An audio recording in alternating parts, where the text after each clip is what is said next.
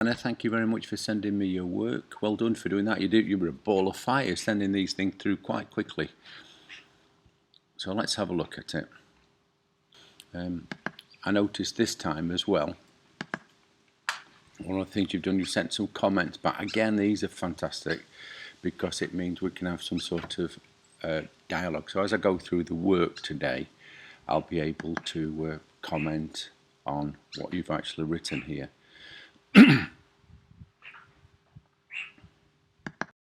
So this is the work that you sent me, the different sheets, and the first question, I did put some theory questions in here, and obviously you've written about the file extension, what the file, you've written that the file extension will actually tell you what the file contains, and what you might need to open it. Every document is a unique file extension, and you're right, it does tell you what you might need to open it. Whether it tells you what it contains, that's debatable. That might be me being a little bit picky, because until you've opened the document up, you can't really tell what's inside it. But yeah, that's fine. And you're right.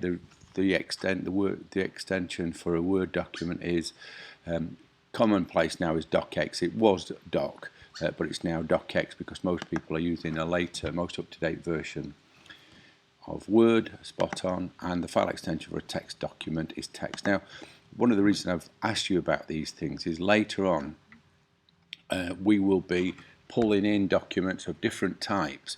So we can actually pull in tab documents into an Excel spreadsheet.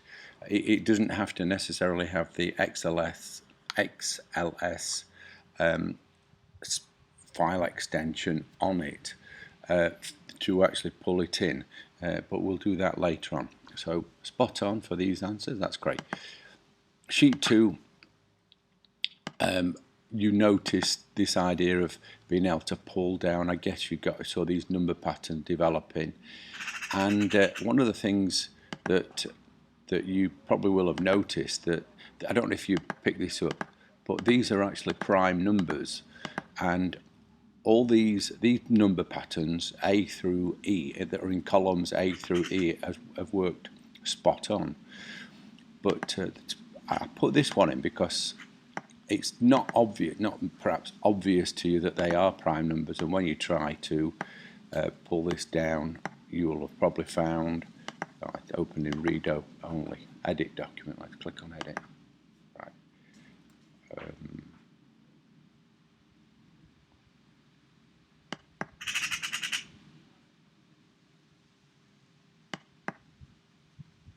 Right, now this is the version that I can edit. So if I try to highlight this and pull down, does it get me the next prime number? Well, no, it doesn't. It struggles, and it starts to repeat things. It can't see an obvious pattern to it. So there is a limit to the patterns that it can actually predict, but the same was true of this document, and the capitalization kind of works okay here, and when you're pulling things down, you notice, I can see that it struggles with knowing Janet, John, Sam, Pat. Well, it doesn't really know what would come next in that particular word sequence, so it just repeats it: Janet, John, Sam, Pat, Janet, John, Sam, Pat. Fair enough.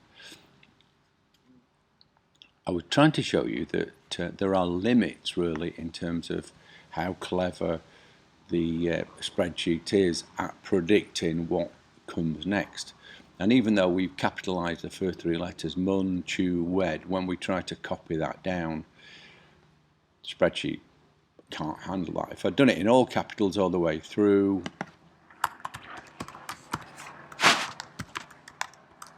let's see whether it can pick up a pattern just from two words and drag this down. It can. Oh, it's not even capitalized that. So I suppose limits, there are some limitations with pattern recognition and things like that, which you would have to explore for the spreadsheet that you are in. Sheet 4, this was where you were starting to make use of different things. And I can see what you put here. You put some, with these comments, have you tried to, yes you have, well done. You've inserted comments. You've found that. I didn't know whether you would just annotate by just typing something in below, but well done. You've actually found the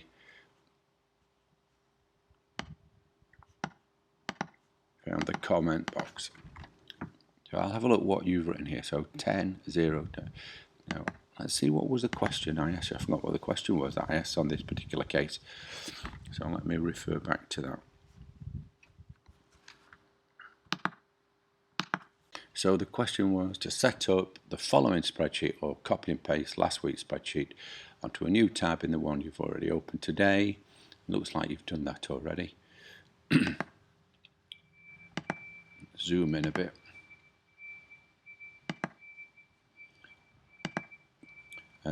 Make use of a suitable function. I was trying to make the point of using functions rather than arithmetic to find the sum, trying to give you big hints about what you should do here. The hours worked by Sam from Monday to Saturday.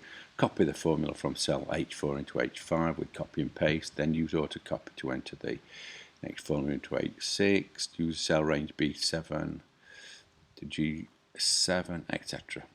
And then I'm looking for absolute cell referencing to calculate the pay and auto copy down. Let's see how you've done with that. Okay, back to this. So I'm looking here in this one that you use the sum function. I can't see whether you copied, but it looks as if you copied these across. Perhaps you did an auto copy going across. And at the end here, I'm looking for a sum function being used. Well done. That's spot on. And now what I'm looking for is that you've used an absolute cell reference in here, and I can see you put the sum of H4. Yeah, I notice you've used the word sum. I wonder if that came up for you automatically when you did that. I know some people think it's good practice to use the word sum, the function sum in front, but it isn't necessary. That same formula, if I click in here, that same formula will work fine if we just get rid of that.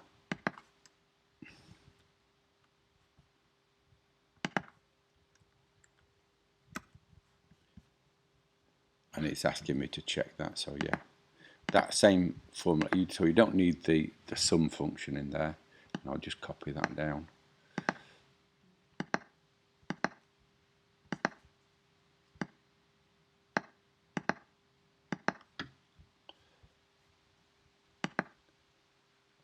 Great, and we've got this reference to I1 where this is, so fantastic.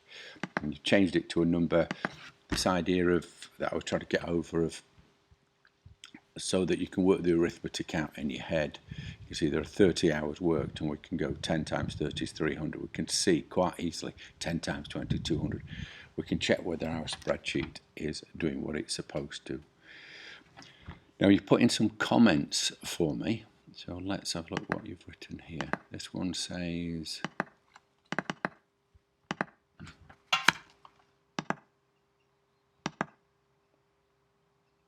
automatically changes when values change. So you're making the point that this particular one changes, and I guess all of these also change when the values above change, of course, don't they? But I'm sure you know that. And here, again, alters when values change. You could have actually said that about the full range of cells here, whereas these do not change. And the same thing here. These change as well when everything else changes. Sometimes it's worth noticing. You can pick these things up. If you double click on a formula, it actually shows again the cells that it actually relates to. If I click in one of these down here, it tells me it's any of these values alter, this is going to alter as well. But yeah, you've got that right. Well done. Sheet 5. Now I noticed from your comments that you had some issues relating to the use of the count function. Again, this was deliberate because one of the things I wanted you to notice was that depending on the application that you use, I mean, I'm using something here which is called LibreOffice today. Sometimes I'll use Sheets, sometimes I'll use Excel. You're using a different application to me. And so what you have to do is look at generally get to know that this particular function exists, the count function in this particular case, and think, well, how do I need to adapt it? What can it do? And almost get into this idea of the experimentation. Here, the functions that you've used to work out average, where all I'm checking here is that you've got the cell range right from A2 to A10, from A2 to A10, spot on. The max, I know I can visually check that it should be picking out 123, but it is there, the max in that particular range, the min in this particular range, and here, where it's counting. Now this is where I think it will not function, see email. So let's see if we can work out what it is. One of the things you will notice, depending on the application that you're in, there are two other functions you could look at which do a similar job to count. If I type in equals count A and then open brackets and then highlight this range, it's actually come up with the number 9. If I was to take a word out here, it is actually working, and you can see it's actually changing the appropriate number. If I put a number in, 1 or 2, it doesn't matter whether it's a number or a word, it's still counting that there is something in that cell. Now, just to show you what I've done, that was count A. In this one I'm going to do something similar, which is use count B instead, if that particular function exists. So I'm going to copy everything from one cell to the other, but this time I'm going to use count B instead.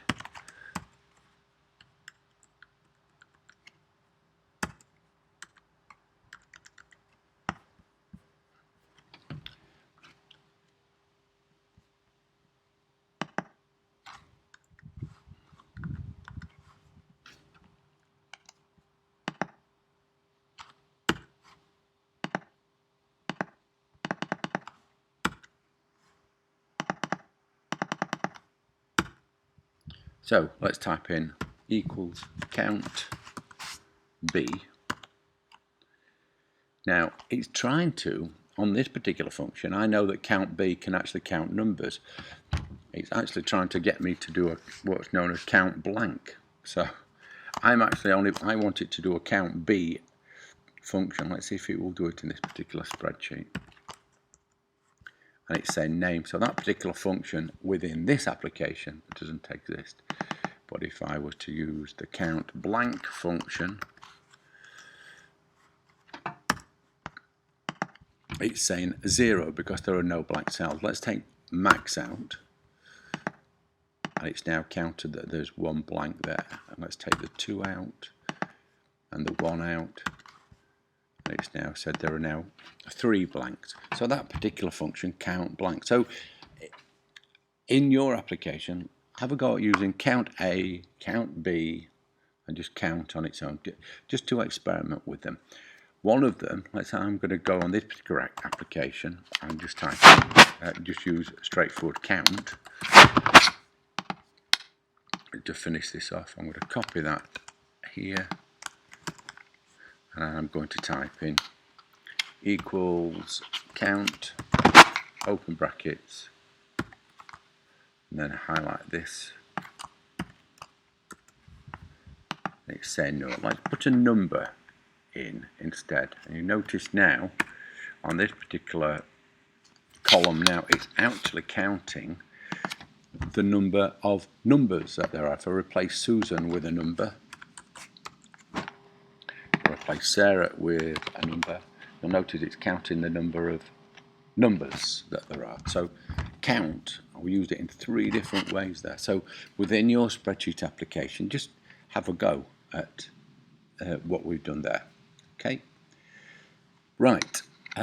You were also asked to come up with a definition of what an absolute cell reference. An absolute cell reference is used when you want a cell used in a formula to remain fixed and will always stay the same even if copied or moved.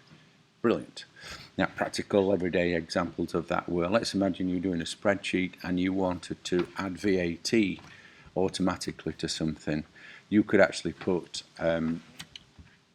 the current value of VAT into a column, whatever the value of VAT is, and you could always refer to that. So if I wanted to multiply by that 20%, that VAT figure, I can always make sure that I'm multiplying by that by typing the number I'm multiplying by multiplied by, in this particular case, can you think it out for yourself? So it's in, I start off with the dollar sign, and it is K, and the row that it's on is 1, so K $1. And you'll notice it's working out. Again, if you can't see the arithmetic, let's change that number to a 1, and then change it to 2. Of course, I've not done the arithmetic correctly there in terms of working out the percentage, and that's something I will set that challenge for you. If you wanted to actually multiply that by get 20% of something, what would you do? I think the answer comes by typing 1.2, but that gives us the percentage increase. So, as we've looked at previously, if you copy this particular formula down now,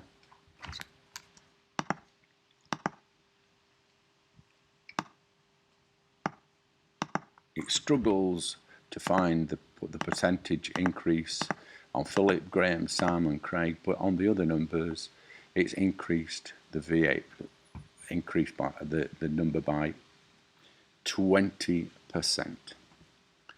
Okay.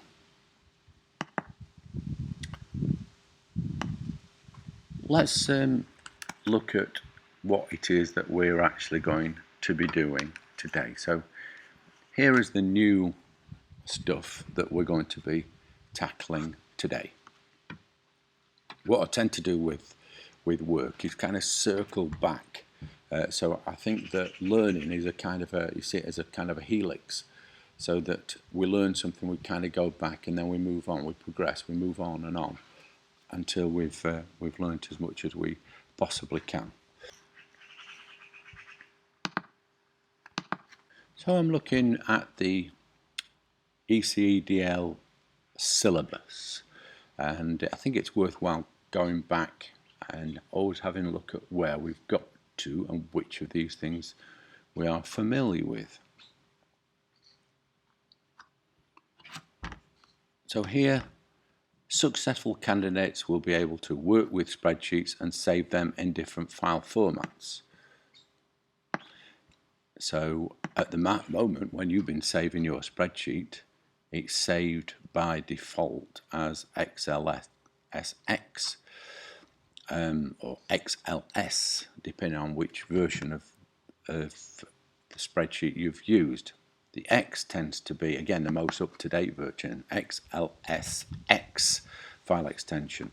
But we can actually save them in different file formats, and where we're choosing to save them, whether we're saving them locally or the cloud. Use available help resources, shortcuts, and go to the tool to enhance productivity, and the go-to tool to enhance productivity. enter data into cells and use good practice in creating lists. Suppose we've done some of that. Select, sort, copy. We've done no sorting so far. Moving, deleting data. We've not done any moving of data. Edit rows and columns on the worksheet. Yeah, I guess we've done that. Copy, move, delete, and appropriately rename worksheets. Some of this stuff we've not done at all yet. So I'll try and work in some of these things as we're going along, while having a flick through this yourself and just reflecting on the sort of things that you think we have done so far. Just having a reflect. Functions, use sum, average, min, max, count, count A, round functions. Don't use that one yet. So there are other things, other journey on this journey where we obviously need to go. We've done nothing at all on charts, and in terms of outputs, we've not altered the output of things to when we print. Not done any of that yet. So there's quite a bit to go. Okay, so what we're going to do here is have a go at our first graph, our first chart. Within your spreadsheet, it might work slightly differently. So I've just looked on my calendar and I've got some temperatures for the next 3 days. So it's Wednesday today, and I'm going to put in 29 degrees. Tomorrow it's also supposed to be 29 degrees, and on Friday it's supposed to be 27 degrees. So let's go back and just make a few temperatures up. I'll put 25 in here and 24 in here. And on Saturday, not quite sure what it's going to do on Saturday. I think it's getting a bit colder. So I'll put 25, and I think it's dropping quite a bit on Sunday. So I've got some data in there. Right, let's have a go at drawing a chart. I've never drawn a chart before in this particular piece of software, so I'm just having a look around to see what would actually help me. First place I'm going to do, I know I've got tools built in here, nothing there. So other places I'm looking, without me leaving the actual screen at all, I'm just looking across if there's anything along here that looks like a bar chart, histogram, that might help me. Here we go. There's something here, this icon. It says insert chart. So let's see how good it is. If I just click here and click on insert chart, it says working, and it's saying no data because I've not highlighted any data for it to draw a chart from. Now I want it to draw a chart with this data here. So I'm going to deliberately select the title as well and see what happened. If I hit this, highlight this particular data, and now go to insert chart, it's actually cleverly worked out that meant my title, temperatures this week in Doncaster, and it's actually had a good go at it. Not quite got it right, has it? Because down at the bottom there I've got temperature. If you were labelling this axis, you put days of the week, surely, and up here you put temperature in Celsius. So it's not really done it properly, has it? So I'm going to get rid of that and try again. So this time I'm just going to highlight this, just the data, and insert a chart. Still not that much better. It's still pretty much had a go at guessing what the title was. Now I'm looking into the chart editor and I'm wondering what I can actually do to actually make this correct. So I know I need to label my two axes. So I'm looking for a way of personalizing this. On your spreadsheet software, you'll have to do something similar. So I'm going to try and customize it. Now, I know my axes titles are wrong, so I'm going to work on those. So the title axes, it said versus temperatures in temperatures this week in Doncaster. I want it to say, going up this axis, so that's saying the chart, alright, this is the title text. I don't want it to say versus, so that would be okay actually. Let's make it capitalized. Temperatures this week in, I'm going to capitalize it, in Doncaster. Fine. I'll not bother altering the font. So I want to alter the axes title as well. So it says chart and axes titles. It isn't obvious to me where it says axes, x-axis, y-axis. But what I've found here, it says the title type selector. So I'm going to go here and I'm going to go for the horizontal axes. And I want the horizontal axes to say days of the week.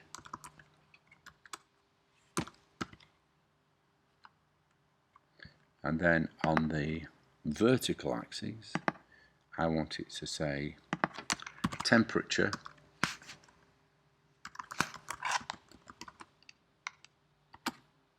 / centigrade.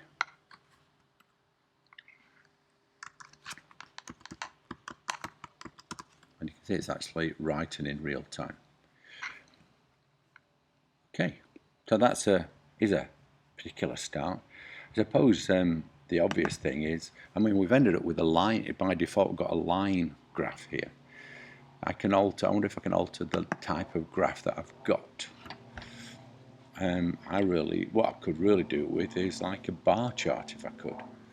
So reset layout maximum plot.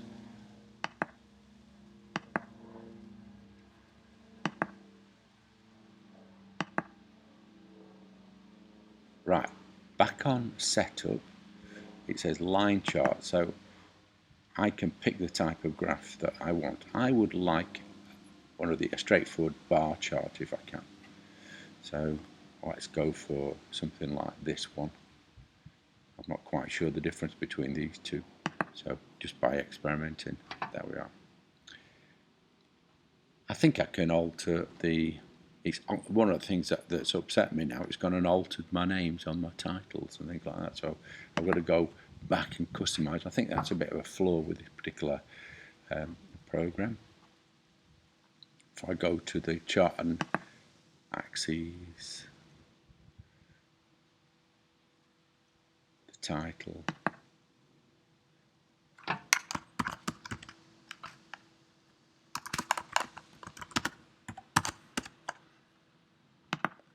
and the horizontal axes.